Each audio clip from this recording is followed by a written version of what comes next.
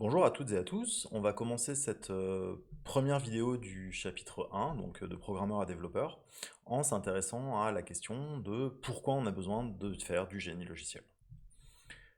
Alors, on peut commencer par regarder la définition de ce que ça veut dire du génie logiciel, si on prend la page Wikipédia, qui synthétise pas mal de définitions officielles qui existent dans des documents normatifs et d'autres livres de référence. Le génie logiciel, c'est une science de génie qui a pour but d'étudier les méthodes de travail et les bonnes pratiques des ingénieurs qui développent des logiciels. Donc, ça paraît plutôt adapté à ce qu'on veut faire.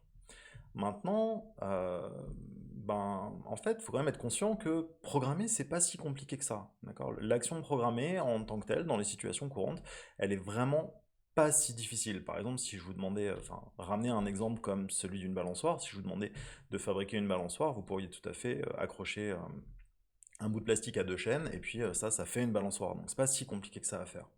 Pourquoi on a besoin de génie logiciel? Parce qu'en fait, on va s'intéresser à la dimension science de génie.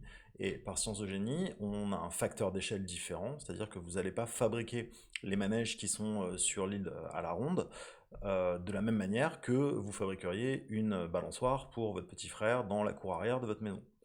Donc comme on est sur une échelle différente, c'est plus exactement les mêmes méthodes, et ça serait d'ailleurs une mauvaise idée d'utiliser des méthodes de génie pour fabriquer des trucs tout petits, parce que ça serait surdimensionné, hein, ça serait un canon pour tuer une mouche, et c'est pas l'objectif. Donc c'est aussi l'idée, il faut que vous gardiez en tête que tout ce qu'on va présenter, tout ce qu'on va regarder dans ce cours, c'est fait pour fabriquer des logiciels et travailler avec des logiciels de taille conséquente.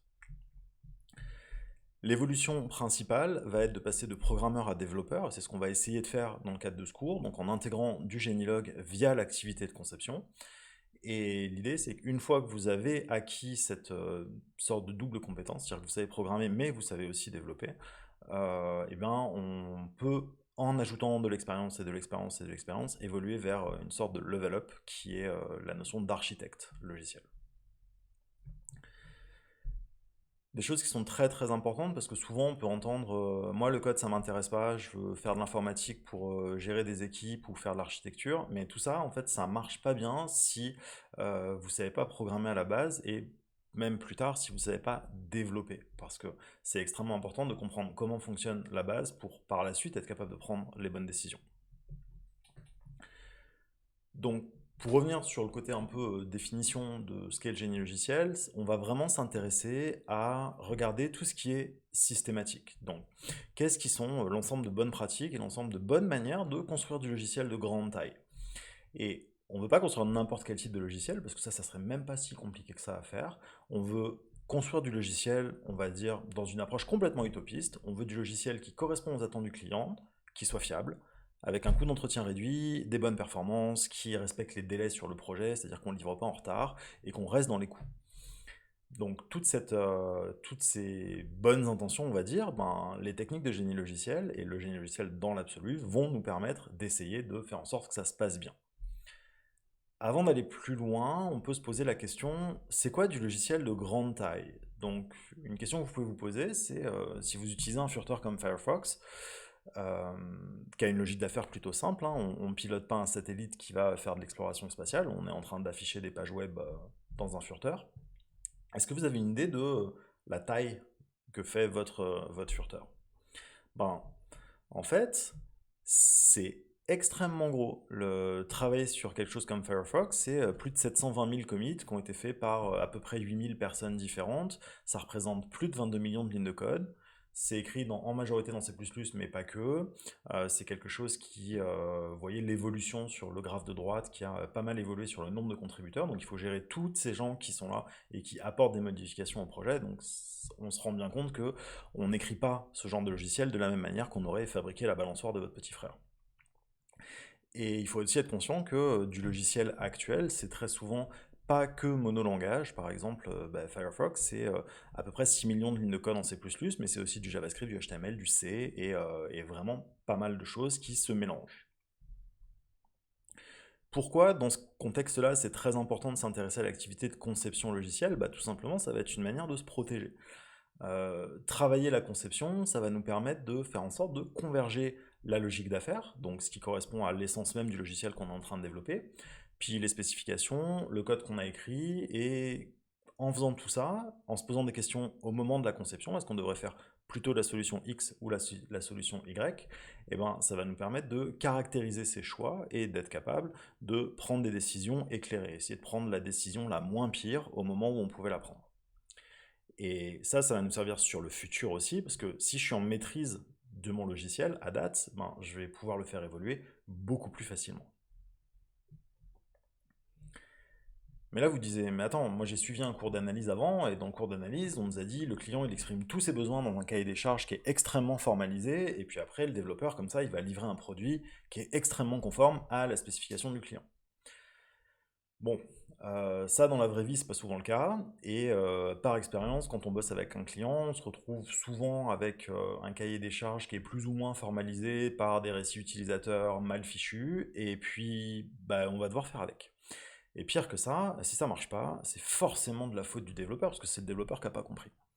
Donc, bosser notre conception, c'est une manière de se protéger de ce genre de situation aussi, parce qu'on va être capable de clairement expliquer des problèmes qui sont flous dans le cahier des charges, pour justement en disant ça ne fit pas dans la conception qu'on est en train de faire, et on n'arrive pas à le concevoir parce qu'on n'arrive pas à comprendre le problème. Donc ça va permettre de ramener les coûts et puis l'identification de ce type de problème au plus tôt dans le cycle de développement. Et plus on trouve un problème tôt, moins ça coûte cher à corriger. Travailler sur notre conception va aussi nous permettre de travailler au sein de l'équipe. On vous a demandé, le client vous demande par exemple de traverser la rivière, très bien, mais si au sein de l'équipe de développement, on a la moitié de l'équipe qui a compris qu'il fallait construire un pont et l'autre moitié qui a compris qu'il fallait construire un tunnel, ça va faire extrêmement mal quand on va s'en rendre compte. Encore une fois, plus on s'en rend compte tôt, donc si on s'en rend compte sur les modèles de conception, bah, ça va nous permettre d'éviter ce genre de situation. Parce que rendu dans cette situation, qu'est-ce qui se passe dans la vraie vie? Ben, on va pas tout recommencer. On va construire un espèce d'ascenseur sous-marin qui va permettre de passer du tunnel au pont, et ça va faire une espèce de moitié pont, moitié tunnel avec une partie en ascenseur au milieu, qui va vraiment pas être génial à l'usage, mais bon, c'est du logiciel et puis ça fonctionne, donc pourquoi faire autrement? Nos modèles de conception, ils vont aussi nous permettre d'avoir une meilleure compréhension de ce qui va toucher au code.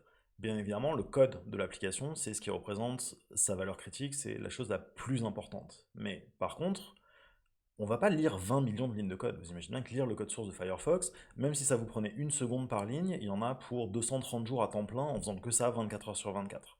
Donc ça n'a aucun sens d'essayer de le faire en lisant le code. Ce qui va vraiment nous intéresser, c'est de mieux comprendre l'architecture du système, les différentes parties, comment elles communiquent, donc quels sont les points qui varient, quels sont les points au contraire qui varient jamais. Et tout ça, en fait, ça va reposer sur nos modèles de conception qui vont nous aider à maîtriser le produit. Et en fait, nos modèles de conception, on peut les voir de deux points de vue différents. Il y a un premier point qui est d'avoir une vision vue d'en haut, c'est-à-dire d'avoir une vision très abstraite pour comprendre comment les différents modules, les différents packages, on peut dire, en Java, vont communiquer les uns avec les autres. Mais on peut aussi s'en servir d'une autre manière, et c'est ça qui est plutôt cool, c'est qu'on peut aussi zoomer sur un point technique très très très critique, en disant ok, là, on a vraiment galéré, on a eu de la misère à mettre ça en place, ben voilà le modèle de conception qui caractérise tous les choix qu'on a fait, parce que c'est ces choix qu'on a décidé de mettre en œuvre au moment où on a été contraint de le faire. Et ça va vous servir en termes de documentation technique à être beaucoup plus fort sur la maîtrise de votre système. Les modèles de conception, donc, ils ont besoin d'être compréhensibles par plein de gens différents, et surtout tout au long du système. Firefox, vous avez vu, il a mis plusieurs dizaines d'années à se développer. Donc pour ça, on a besoin d'un langage, on a besoin de quelque chose qui nous permette de représenter nos modèles de manière uniforme et compréhensible par tout le monde. Par exemple, nous, on va utiliser le langage UML, mais on pourrait utiliser autre chose. Là où je veux insister, c'est que le langage UML, c'est important de garder en tête que c'est un langage, même si c'est un langage graphique, donc on va dessiner des boîtes et des flèches, très bien. Par contre, il vient avec une syntaxe, c'est-à-dire que le sens de la flèche a de l'importance et le type de boîte que vous utilisez a de l'importance. Comme l'objectif, c'est que ça soit compréhensible par quelqu'un d'autre, il faut que vous fassiez attention à bien respecter son orthographe et sa grammaire, donc ce que vous avez le droit d'écrire avec le langage. On va prendre un exemple simple de code qui, pour l'instant, ne contient pas vraiment de conception. C'est un exemple qui est extrait du livre de Martin Robillard, et voilà. Donc c'est un fichier qui s'appelle mystery.c, puis vous l'avez à disposition, ça marche, vous pouvez prendre ce code, le copier-coller dans GCC, et puis l'exécuter, et puis ça va marcher. Maintenant, en tant que développeur, quand vous êtes confronté à ça, bah, c'est absolument impossible de savoir ce qui se passe. Enfin, je vous mets au défi de savoir ce qui se passe juste en lisant ce code-là. On pourrait dire, ouais mais ok, ton code il est pourri, mais il est même pas indenté, il respecte aucune des conventions d'écriture du langage C. Très bien, ça je peux faire. Donc je peux, d'une manière complètement syntaxique, attraper toutes les bonnes pratiques de convention d'écriture du code C. Bon là, faut pas faire attention à où sont placées les accolades, parce que c'était pour que ça tienne dans la diapo, mais à part ça, je peux indenter, je peux gérer mes boucles et tout ça, mais même si ça respecte les conventions de codage, même si souvent vous aimez bien mettre en avant que c'est optimisé, parce que le programme il est écrit avec le moins de caractères possible, ou il utilise le moins de trucs compliqués possible, et puis ça s'exécute. Donc, il est où le problème? Ça marche, ça respecte les conventions, et puis c'est optimal en termes de taille sur le disque, par exemple. Ben, clairement, le gros problème qu'on a, c'est un problème de maintenance. Parce que ce programme, si vous l'exécutez, en fait, ça raconte une comptine, ça chante une chanson qui s'appelle 12 Day of Christmas, et c'est une chanson par accumulation où on dit à chaque jour, il y a quelqu'un qui vous a offert un cadeau, et puis le jour d'après, il vous a offert le premier cadeau, puis le cadeau d'après, et ainsi de suite. Et bah là, je propose une version qui est différente, qui est isofonctionnelle, donc qui fait exactement la même chose, mais on commence à avoir remonté dans le code un petit peu de logique d'affaires. J'ai remonté la notion de cadeau avec un tableau de gift, j'ai rempli la notion de jour avec un tableau de days, et puis j'ai un code qui est beaucoup plus lisible, où on dit, ben, pour chacun des jours, tu affiches chacun des cadeaux que tu as à disposition. Bon, il y a encore des choses bizarres dans ce code-là, parce qu'on fait beaucoup de choses dans le main, et puis on a la dernière boucle là, system.out.println de gift de i égale 11, et alors j plus petit que 2, alors j plus 12. Ça, c'est pas très clair et pas très compréhensible de savoir ce qui est en train de se passer là. Donc on peut aussi avoir une vision qui est encore plus orientée sur la logique d'affaires, en disant, bah écoute, la logique d'affaires de la comptine, c'est d'avoir des événements qui arrivent chaque jour, dans lesquels on va t'offrir des cadeaux. Donc je vais fabriquer mon code comme étant une liste d'événements, et bah, chacun des événements, c'est de offrir un cadeau. Et là, je vais obtenir quelque chose qui est plus aligné avec ma logique d'affaires. Le point qui est important, c'est que là, je vous ai présenté quatre versions différentes du même programme. Et la chose importante à garder en tête, c'est que chacune de ces versions, elle a des forces et des inconvénients. Bon, la première, elle est vraiment dégueulasse, donc il ne faut pas la garder en tête, mais les trois autres, à la rigueur, on pourrait en discuter, même si la deuxième n'est pas géniale non plus. Mais par exemple, la dernière version que je viens de vous montrer, a-t-on vraiment besoin de tous ces objets-là? Pas forcément, mais celle d'avant, il y a quand même une boucle qui est très difficile à comprendre, donc c'est pas non plus une bonne idée. Et en fait, ce qu'on va chercher à faire dans ce cours, et par l'activité de conception, c'est arriver à prendre des compromis, arriver à analyser plusieurs situations différentes, et puis en analysant ces situations, dire ok, ben cette situation-là, cette solution-là, elle est plus maintenable mais moins performante. Qu'est-ce que je vais privilégier à cet endroit-là? Est-ce que c'est la maintenabilité qui m'intéresse ou est-ce que c'est la performance? Parce que je ne peux pas gagner sur tous les tableaux, donc je ne pourrais pas, dans la situation dans laquelle je suis rendu, être maintenable et performant. Bien évidemment, si je peux l'être, bah, tant mieux. Mais si je dois faire un choix, il faut que je puisse faire ce choix en conscience pour que mon logiciel ne devienne pas un gros tas de boue. Et donc concrètement, faire des compromis, c'est une situation très très courante dans l'activité du développement logiciel, l'activité de l'architecture logicielle dans l'absolu. Et bien évidemment, dans ce cours-là, on ne va pas s'intéresser à tous les types de compromis qu'on peut faire d'un point de vue génie logiciel, parce que certains compromis, ils sont humains, ils sont organisationnels. Nous, on va s'intéresser juste à la partie technique de la conception.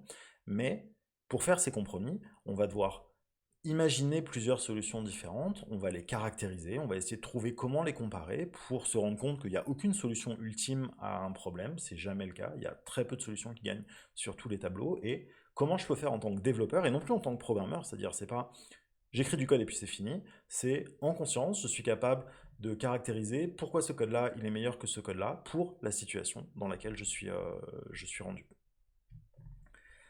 C'est là-dessus que je vais conclure cette capsule, donc je vais réinsister sur le fait qu'on va passer beaucoup de temps dans le cours à comparer des choses, essayer de se demander et si on avait modifié ci et si on avait modifié ça, et c'est ça qu'il faut que vous ayez vraiment en tête, c'est ça le point important qui va nous permettre de transmettre les intérêts de l'activité de conception, c'est cette capacité de caractériser différentes solutions pour faire le bon choix. Ceci conclut cette vidéo, merci de l'avoir écouté, et puis à bientôt.